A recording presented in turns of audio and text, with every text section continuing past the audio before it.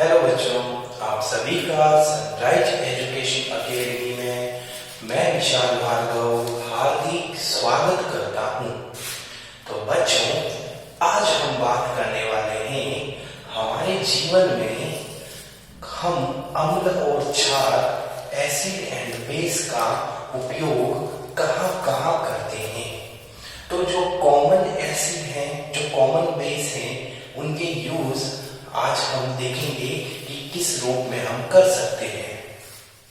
Example के तौर पे पहले तो हेडिंग डाल देते हैं। जो आज की हेडिंग है उपयोगिता, जिसको उपयोग बोलेंगे, और किसके उपयोग है? अम्ल और क्षार के। Uses of acid and base, जो कॉमनली हम हमारी लाइफ में यूज करते हैं, उनके बारे में वन बाय वन करके हम पढ़ेंगे। तो अम्लों की बात करूं सबसे पहले, उसके बाद में क्षार बेस की चर्चा करेंगे। तो सबसे पहले अम्ल की बात करते हैं। तो अम्ल में मैं लेता हूं HCl। ये एक प्रबल अम्ल स्ट्रॉन्ग एसिड है। इसका नाम हाइड्रोक्लोरिक एसिड है, हाइड्रोक्लोरिक अम्ल। तथा इसका उपयोग बॉयलर के अंदर वाले भाग को साफ करने में किया जाता है, सैनिटरी में इसका उपयोग किया जाता है, और कोई इलेक्ट्रॉनिक प्लेट है उसकी सफाई करने में भी इसका उपयोग हम करते हैं। तो वापस देखिए, हाइड्रोक्लोरिक एसिड का यूज हम कहाँ करते हैं? Clean the inner part of boiler. क्या बोला मैंने? बॉयलर के आंतरिक भाग को साफ करने में। बॉयलर का मतलब क्या हुआ? बॉयलर का मतलब हुआ किसी भी पानी को हम गर्म करते हैं, तो नॉर्मल भाषा में अगर वो बहुत ही ज्यादा मात्रा में पानी है तो उसको बॉयल किया जाता है, उसको उबाला जाता है, गर्म किया जाता है। तो बॉयलर के द्वारा ही ये पॉसिबल है। और भी बहुत सारे उद्योग में बॉयलर का यूज करते हैं। तो HCl का यूज कहाँ करते हैं? बॉयलर को साफ करने में, इनर पार्ट को साफ करने में करते हैं। सैनिटरी को भी क्लीन करने में किया जाता है। और मैनी इंडस्ट्रीज हैं, उनमें HCl का प्रयोग हम कर सकते हैं। उद्योगों में, इंडस्ट्रीज में। ओके बच्चों, तो HCl क्या है? हाइड्रोक्लोरिक एसिड है।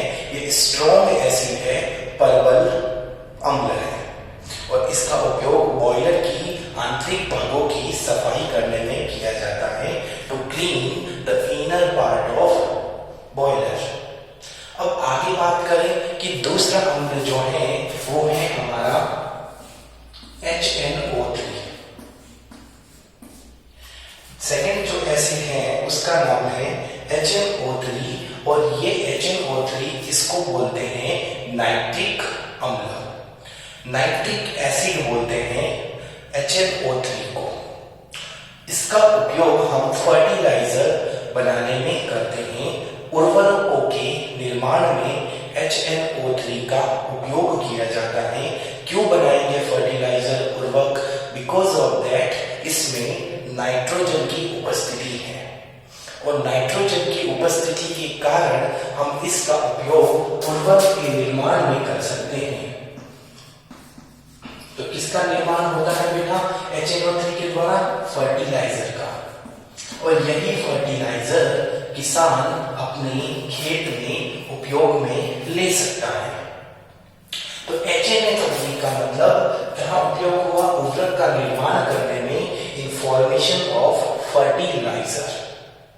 अगर मैं और बात करूं कि और HNO3 का उपयोग कहां करते हैं, तो सोने और चांदी के आभूषणों में, सोने व चांदी के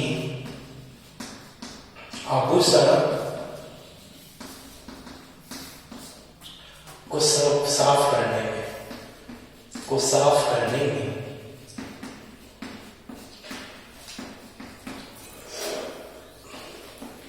to clean ornaments of gold and silver,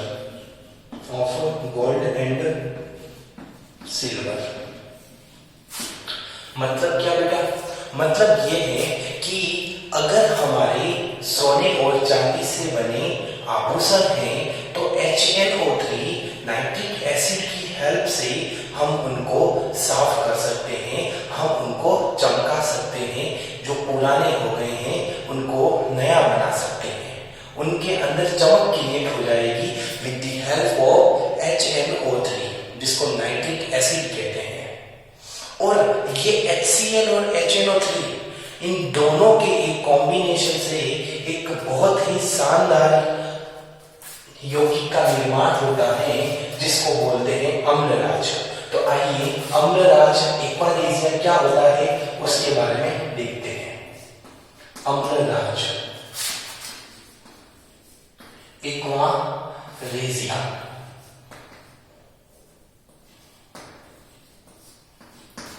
aqua regia क्या होता है?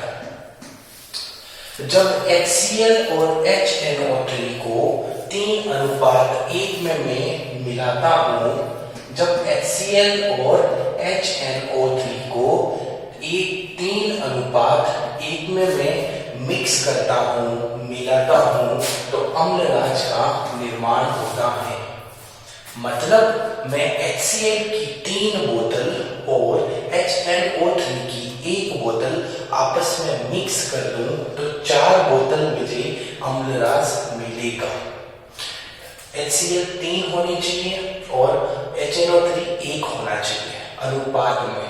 मतलब HNO3 यदि हमने 1 लीटर लिया है तो HNO3 यदि 1 लीटर लिया तो HCl आपका 3 लीटर लेंगे, तो इससे आप अम्लराज एक्वारेजिया का निर्माण करेंगे।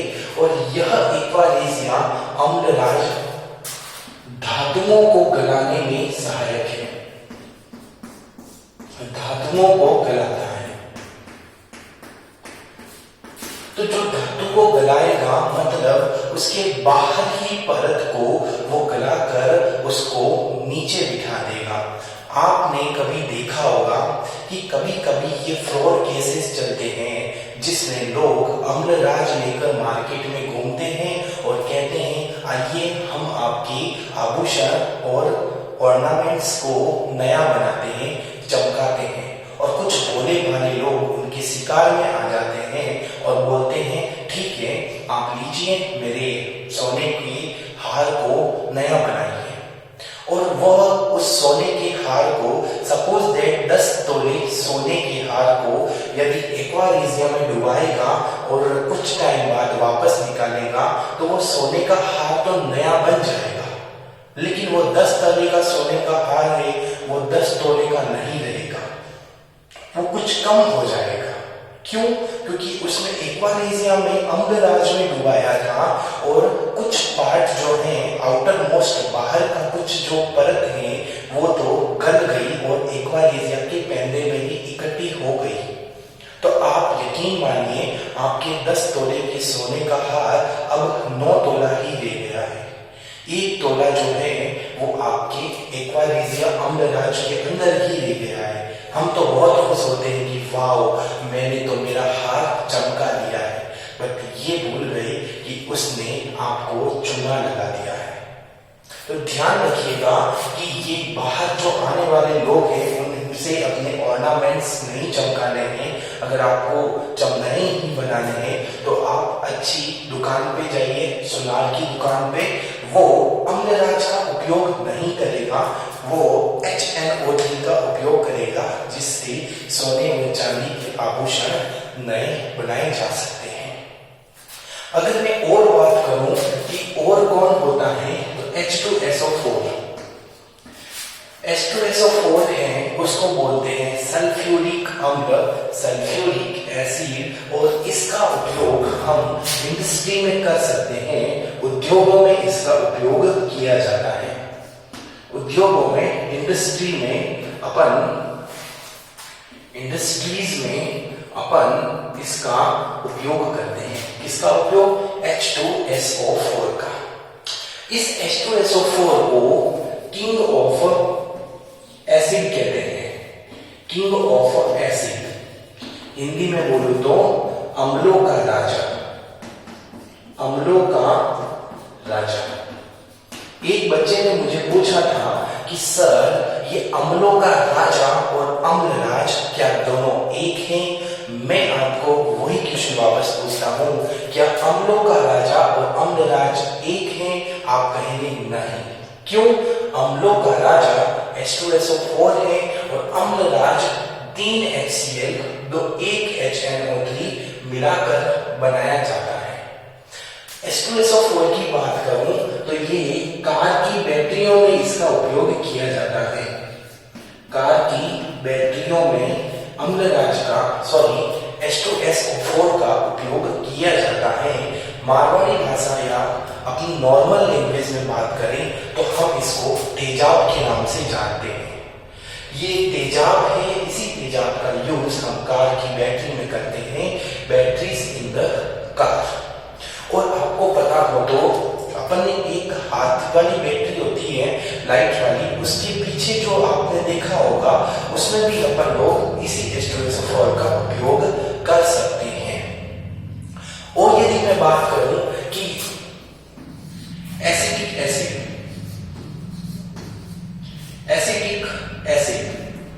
एसिटिक एसिड का उपयोग हम सिरके में करते हैं और अचार वगैरह में कर सकते हैं। एसिटिक एसिड जो होता है उसका यूज हम सिरका विनेगर में करते हैं और अचार का निर्माण करते हैं।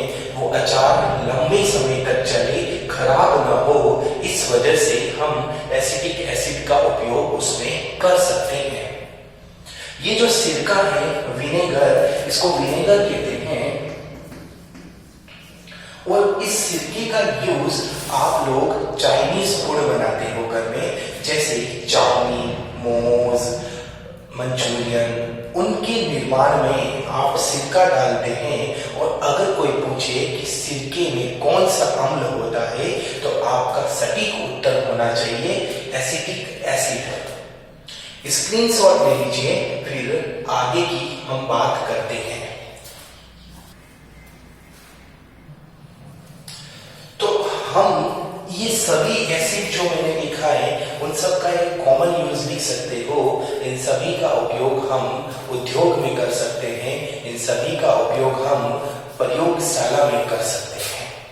These are used in industries, these are used in laboratories। ये कॉमन है, सब में चिपका सकते हो। जब कुछ और याद नहीं आए तो हमें ये तो लिखना ही है। ओके, आगे हम बात करते हैं। जैसे 5 मैंने आपको बताई, छठा जो है वो अब क्षार आ गया। हमने 5 अम्लों के बारे में देखा जो मोटे मोटे तौर पर हमारे जीवन में उपयोगी हैं। और अब हम बात करते हैं क्षार की, जिसको हम बेस कहते हैं। इस NaOH को देखो, इसका नाम है बेटा सोडियम हाइड्रोक्साइड। क्या बोलते हैं इसको? Sodium hydroxide. तो हाइड्रो यहां पर आप देख सकते हैं, ये सोडियम हाइड्रोक्साइड इसको बोलते हैं NaOH। ये प्रबल क्षार है, स्ट्रॉन्ग बेस है और इसका उपयोग हम कागज बनाने में जो इसका उपयोग करते हैं, मतलब कागज उद्योग में हम इसका उपयोग करेंगे, जिसको पेपर मिल्स बोलते हैं। तो कहां कहां कर सकते हैं? कागज उद्योग में, जिसको हम पेपर मिल बोलते हैं या पेपर इंडस्ट्री बोलते हैं। पेपर मिल्स में, पेपर इंडस्ट्री में, वस्त्र उद्योग में, वस्त्र उद्योग जिसको हम टेक्सटाइल मिल बोलते हैं, इन दोनों में हम NaOH का प्रयोग कर सकते हैं। ओके बच्चों, और एक सबसे इंपॉर्टेंट बात जो इसी चैप्टर में आएगी, सोप, साबुन। साबुन, सोप के निर्माण में हम NaOH का प्रयोग करते हैं। स्टार बना के लिखना कि सोप या अपमार्जक, साबुन अपमार्जक। इसके उपयोग में हम किसका उपयोग करते हैं बेटा? NaOH NaOH का, साबुन अपमार्जक नहीं, साबुन सॉल्ट की फॉर्मेशन में। सोप के फॉर्मेशन में हम किसका उपयोग कर सकते हैं बेटा? तो आप बोलेंगे NaOH का प्रयोग कर सकते हैं। अब आगे मैं बात करूं CaOH, जिसको बोलते हैं कैल्शियम हाइड्रोक्साइड। ये कैल्शियम हाइड्रोक्साइड है, वो सोडियम हाइड्रोक्साइड है। सोडियम हाइड्रोक्साइड और कैल्शियम हाइड्रोक्साइड। कैल्शियम हाइड्रोक्साइड का उपयोग बहुत ही इंपॉर्टेंट है, 5 स्टार लगा देना। इसको बोलते हैं मृदा की अम्लीयता को हटाने में। मृदा की अम्लीयता को हटाने में हम किसका प्रयोग करते हैं? उत्तर होगा CaOH, calcium hydroxide. to remove the acidity of soil। बहुत ही इंपॉर्टेंट है और ये प्रॉब्लम काफी किसान भाई फेस करते हैं। बड़ी मुश्किल से वो खेती बाड़ी करते हैं और जब पता चलता है कि यार वातावरण में प्रदूषण होने के कारण अम्लीय वर्षा हो गई और उनकी मिट्टी जो है अम्लीय हो गई, एसिडिक हो गई। अब उस अम्लीय मिट्टी में, एसिडिक सॉइल में फॉर्मेशन, फसलों को उगाना, क्रॉप को बढ़ाना पॉसिबल नहीं है। तो फिर उस केस में हम कैल्शियम हाइड्रोक्साइड की उपयोग से उस समस्या का निवारण कर सकते हैं। तो वेरी वेरी इंपॉर्टेंट लगा के लिखना, कैल्शियम ऑक्साइड जो है उसका उपयोग हम मृदा की अम्लीयता को दूर करने में किया जाता है। बकायदा ये क्षार है, बेस है, तो अम्ल से रिएक्शन करके लवण तथा जल बना देगा और यह अभिक्रिया उदासीनीकरण, न्यूट्रलाइजेशन रिएक्शन कहलाती थी। एक और बात करूं कि मृदा की अम्लीयता तो आपने दूर कर दी, यदि आपके पेट में एसिडिटी हो गई उसको कैसे दूर करोगे? आपके पेट में अम्लीयता हो गई, खट्टी खट्टी डकारें आ रही है, जी मचलाने लग गया, उस केस में आप इनो पीते हैं। क्या पीते हैं? इनो। और उस इनो में भी आपके क्षारीय लवण, क्षारीय होता है जिसको हम बोलते हैं मैग्नीशियम हाइड्रोक्साइड, MgOH2। इस MgOH2 को पढ़ने का तरीका है मैग्नीशियम हाइड्रोक्साइड। इसका एक और नाम है मिल्क ऑफ मैग्नीशिया। क्या नाम है बेटा? मिल्क ऑफ मैग्नीशिया है। और इसी का उपयोग हम पेट की अम्लता को दूर करने में करते हैं, अम्लता को हटाने में। या फिर मैं बोलूं to remove the acidity of, पेट को क्या बोलेंगे आप लोग? बोलिए, पेट को इंग्लिश में क्या बोलते हैं? हाँ, पेट को बोलते हैं स्टोमक। हाँ, तो स्टोमक की एसिडिटी को टू रिमूव द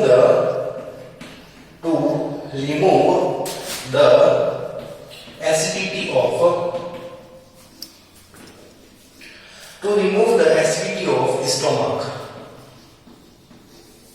इसका उपयोग, अब देखिए, पेट में जब अम्लीयता, एसिडिटी बढ़ गई तो ऊपर से डकार आएगी। क्या फ्रेश हो पाएंगे? नहीं हो पाएंगे। जो रिएक्शन खाना पचा ही नहीं, एसिडिटी ज्यादा हो गई, तो वो जाएगा कैसे? और वो जाएगा नहीं तो उसको बोलते हैं कब्ज होना।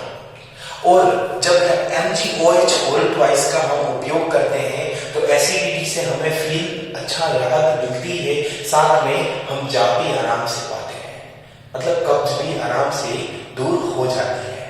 अब काफी बच्चों के मन में ये सवाल होगा कि सर, कब अम्लीयता तो हमने दूर कर दी, लेकिन हम जाते कैसे हैं? तो जाना, आना जाना सब कुदरत का खेल है। तो आप मेरी बात को समझो कि एसिडिटी खत्म हो गई तो हम जा सकते हैं, कब्ज दूर हो सकती है। आगे डिटेल में नहीं बता सकता, आप बहुत समझदार हैं तो समझ सकते हैं। तो मोरल ऑफ द हमने अभी तक 3 क्षार को देखा। एक का नाम है सोडियम हाइड्रोक्साइड, एक का नाम है कैल्शियम हाइड्रोक्साइड और एक का नाम है मैग्नीशियम हाइड्रोक्साइड। ओके बच्चों, अब हम आगे की बात करने वाले हैं, वो है आपका कैल्शियम कार्बोनेट, जिसको बोलते हैं CaCO3, कैल्शियम कार्बोनेट। यह है कैल्शियम, आगे है कार्बोनेट। ठीक है, कैल्शियम कार्बोनेट की बात करूं तो इसका उपयोग हम संगमरमर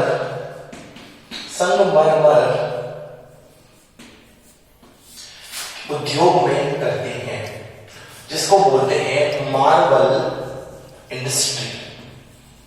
मार्बल इंडस्ट्री में हम कैल्शियम कार्बोनेट का उपयोग करते हैं।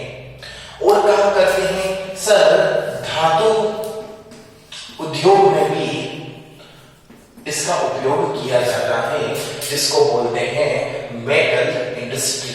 ओके, तो कहां उपयोग करते हैं कैल्शियम कार्बोनेट का? मेटल इंडस्ट्री में इसका उपयोग किया जाता है। अब मेरी बात बताइए, ये जो संगमरमर है, ये जो मार्बल है, इससे भारत में कौन सी सबसे बढ़िया आपको इमारत दिखने को मिलती है जो व्हाइट संगमरमर से बनी होती है? मुझे बताइए। यहाँ पर ताजमहल आगरा में स्थित है, प्रेम की निशानी है, शाहजहां ने बनाया था मुमताज के लिए। मजा आ गया, मजा आ गया सर। आप ताजमहल भी बता दीजिए, ताजमहल कहां पर स्थित है? आगरा में। आगे चलो, संगमरमर उद्योग में हमने इसका उपयोग कर दिया, धातु उपयोग में मैंने इसका उपयोग कर दिया। एक और वेरी वेरी मोस्ट इंपोर्टेंट है, वो है सीमेंट उद्योग। सीमेंट के फॉर्मेशन में कैल्शियम कार्बोनेट का बहुत ही अहम भूमिका है। Cement industry, cement industry. Okay बच्चों, और एक होता है अब AgNO3। क्या बोला मैंने? AgNO3। Ag का मतलब होता है सिल्वर नाइट्रेट। 5 स्टार बना के लिख देना। AgNO3 का उपयोग हम फोटोग्राफी में करते हैं। फोटोग्राफी में हम AgNO3 का उपयोग करते हैं। नाइट्रोजन से संबंधित उर्वरक का निर्माण करने में भी हम इसका उपयोग कर सकते हैं। ओके, फोटोग्राफी की फिल्म बनाते हैं ना, तो उसमें आजकल तो फोटोग्राफी में AgNO3 का ज्यादा उपयोग नहीं था, लेकिन पहले क्या होता था, फोटो खींचते थे तो एक फिल्म बनती थी, वो कार्बन कॉपी ब्लैक कलर की, और फिर उसको AgNO3 में धोते थे। धोने के बाद में फिर फोटो बनाई जाती थी। आजकल तो मोबाइल से फोटो खींचते हैं, इसका जमाना नहीं है। तो बच्चों, हमने इतनी सारी बातें की, तो आपको NaOH, COH, MgOH, CaCO3 और AgNO3 के बारे में मैंने बातें बताई। हटूंगा, स्क्रीनशॉट ले लेना। तो बच्चों, अब हम पढ़ने वाले हैं इस चैप्टर का सबसे इंपॉर्टेंट टॉपिक, जिसका नाम है pH स्केल। क्या नाम है? pH scale. pH स्केल की बात करूं तो 1909 में सोरेनसन नामक एक वैज्ञानिक थे, उन्होंने pH स्केल का निर्माण किया। वापस सुनिए, 1909 में सोरेनसन नाम के एक वैज्ञानिक ने pH स्केल का निर्माण किया, और इस pH स्केल के द्वारा किसी यौगिक की हम अम्लीयता या क्षारीयता के बारे में जानकारी दे सकते हैं। तो दो बातें ध्यान रखनी है। 1909 में सोरेनसन ने इसका उपयोग किया, और इसी स्केल के द्वारा हम अम्लीयता, जिसको बोलते हैं एसिडिटी, तथा क्षारीयता जिसको बोलते हैं बेसिक नेचर, इसके बारे में नॉलेज जानकारी प्रदान कर सकते हैं, जानकारी दे सकते हैं।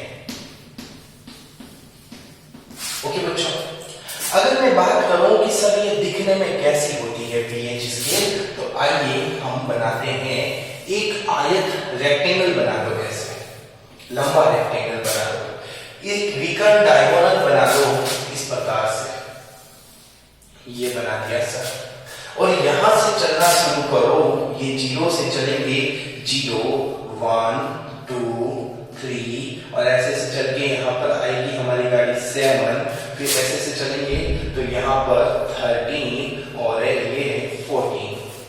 तो ये 0 से 14 तक चलती है पीएच स्केल। 0 से 7 का जो पार्ट होता है, 0 से 7 का पार्ट, इसको हम अगर ऐसे यौगिक जिनकी पीएच 0 से 7 के बीच में होती है, उनको हम अम्ल कहते हैं, इंग्लिश में एसिड कहते हैं। और आप लोगों को पता हो तो इस चैप्टर की शुरुआत भी मैंने यहीं से ही की थी कि अम्लों की पीएच 7 से कम होती है। तो यहां देख सकते हैं 0 और 7 के बीच में यदि किसी यौगिक की पीएच आती है तो वह अम्ल कहलाता है, एसिड कहलाता है, और उसका नेचर, उसकी प्रकृति अम्लीयता होगी, एसिडिटी होगी। और यदि मैं बोलूं कि वह 7 से 14 के बीच में पीएच को शो करता है, ऐसा यौगिक, ऐसा कंपाउंड जो 7 से 14 के बीच में पीएच के मान को दर्शाता है, वह क्षार बेस कहलाता है। क्या कहलाता है? क्षार बेस कहलाता है। अगर मैं बोलूं कि ऐसा यौगिक जो 7 को दर्शाता है, उसे क्या कहते हैं? उसे उदासीन कहते हैं, उसको न्यूट्रल कहते हैं। ये बात तो आप लोगों को भली भांति पता है।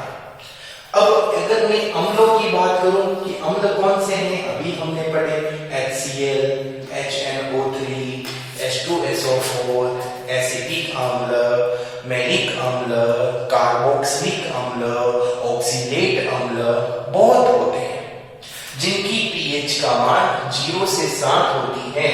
और क्षार की बात करूं तो NaOH, KOH, ये सब MgOH होल ट्वाइस, जिसको मिल्क ऑफ मैग्नीशिया कहा था।